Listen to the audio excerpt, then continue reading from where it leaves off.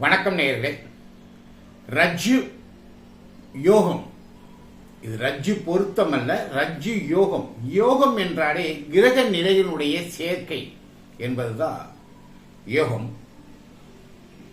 இந்த ரஜ்ஜு யோகம் எதை கூறுகிறது என்றால், ஒரு ஜாதக கட்டத்தில் சரராசிகளில், சரராசி என்றால் மேஷம், கடகம், துலாம், மகரம், இந்த 4 ராசிகளும் சரராசி என்று சொல்லப்படும். சரம் என்று சரராசிகள் என்றாலே வெளியே செல்லுதல், அதாவது ஒரு இடத்துல தங்காம வெளியே சென்று கொண்டே இருப்பது சரராசி. சர சர சர என்று செல்லுதல் சொல்லுவாங்களே, இந்த கூட்டங்கள் சரசர என்று போகிறது என்று. அது மாதிரி சரசர என்றாலே வெளியே செல்லுதல். இந்த சரராசிகளில் அனைத்து கிரகங்களும் என்று சொல்லும் பொழுது ராகு கேதுவை இங்கே சேர்க்கக்கூடாது. இந்த நூல்கள் எழுதப்பட்ட காலங்களில் ராகு கேது கிடையாது. எனவே மற்ற 7 கிரகங்களும் இந்த சர ராசிக்குள் இருந்தால் இந்த ரஜ்ஜு யோகம் என்று சொல்லப்படும். அனைத்து கோள்களும் சர ராசியில இருக்கணும். இப்ப அதனுடைய பலன்கள் என்னவாக இருக்கும்? முதலே ஒரு வார்த்தை சொல்லியிருக்கேன், சரராசி என்றாலே அது வெளியே செல்லக்கூடிய அமைப்புன்னு. அப்ப ரஜ்ஜு யோகத்தில் அனைத்து கிரகங்களும் அந்த சரராசியில் இருந்தால் என்ன பலன்? வெளிநாடு செல்லுதல், வெளிநாட்டில் அதிக நாட்கள் தங்கக்கூடியது, அதிக ஆண்டுகள் தங்கக்கூடியது, அல்லது வெளிநாட்டிலேயே இருக்கக்கூடிய யோகங்களை எல்லாம் சர ராசிகளில் அமைந்துள்ள கிரகங்கள் தரும். இந்த ரஜ்ஜு யோகம் உள்ளவர்கள் வெளிநாடு செல்வார்கள். வெளிநாட்டில் இருந்து கொண்டு அங்க இருக்கின்ற அமைப்புடன் நன்கு இணைந்து சென்று விடுவார்கள். ஒரு சில பேருக்கு வெளிநாட்டுக்கு போனா அங்க செட் ஆகாது. ஆனால் இந்த ரஜ்ஜு யோகம் உள்ளவர்கள் வெளிநாட்டுக்கு செல்லும் பொழுது நன்கு இணைந்து கொள்வார்கள்.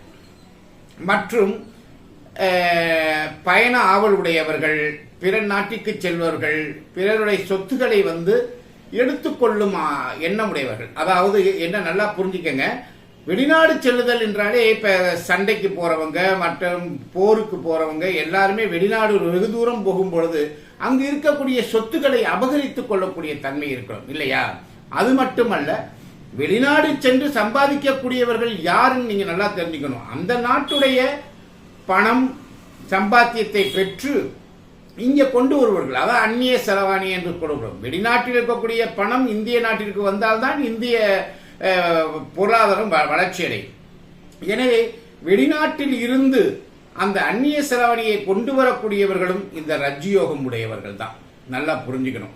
இது போல வார்த்தைகளுக்கு தான் அவங்க என்ன சொல்றாங்கன்னா, பிறருடைய சொத்துக்களை அபகரிக்கக்கூடியவர்கள். உடனே நம்ம தப்பா போய் அடுத்தவங்க வீட்டு சொத்தை அபகரிப்பாங்கன்னு நினைக்காதீங்க. இப்ப வெளிநாட்டில் இருந்து கொண்டு பணம் சம்பாதித்து இங்கு அனுப்புவர்களும் அந்த கேட்டகரி தான். ஏன்னா அவங்க அங்கேருந்து நமக்கு சம்பாதிச்சு அனுப்புறாங்க. அப்பதான் நம்ம நாட்டுடைய செழிப்பு மேன்மை அடையும். எனவே இது போல வெளிநாடு செல்பவர்களை குறிக்கக்கூடியது இந்த ரஜ்ஜு யோகம். அது மட்டுமல்ல, அடிக்கடி பயணம் மேற்கொள்பவர்கள், இந்த டூரிசம் கொள்பவர்கள், வெளியூர் போய் கொண்டே இருப்பவர்கள் எல்லாம் இந்த ரஜ்ஜு யோகத்தை சேர்ந்தவர்கள். தயவு செய்து ரஜ்ஜு என்றால் உடனே தாலி, கயிறு, சரடு அந்த யோகத்தை சார்ந்ததான் யோசிக்காதீங்க. அதுக்கு சம்பந்தம் இல்லை. இது சொல்லக்கூடியது எல்லாமே இந்த ரஜ்ஜு யோகத்தை தான் சொல்லுது. வெளிநாடு செல்லக்கூடிய யோகங்கள், பணம் சம்பாதிக்கக்கூடிய யோகங்கள், அங்கு இருப்பவருடன் நல்லா இணைந்து செயல்படக்கூடிய தன்மையை தான் இந்த யோகம் சொல்லும். மற்றொரு விஷயம், இது போல நான் சொல்லிட்டேன், இது மாதிரி ரொம்ப ரேரா தான் நடக்கும். எப்பயாவது தான் இது மாதிரி சரராசிக்குள்ள எல்லா கிரகங்களும் நடக்கும்.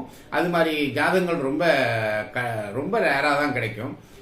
எனவே அப்படியே கிடைத்தாலும் கூட இந்த பலன்கள் சொல்லும் பொழுது நீங்க உங்க ஜாதகத்தை வச்செல்லாம் பார்க்காதீங்க.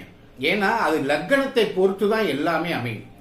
இந்த சரராசியில கூட லக்னமும் அமைஞ்சிட்டுனா ரொம்ப யோகம், இல்லைன்னா லக்னம் எங்க அமைஞ்சிருக்கோ அதனுடைய பலன்கள் தான்.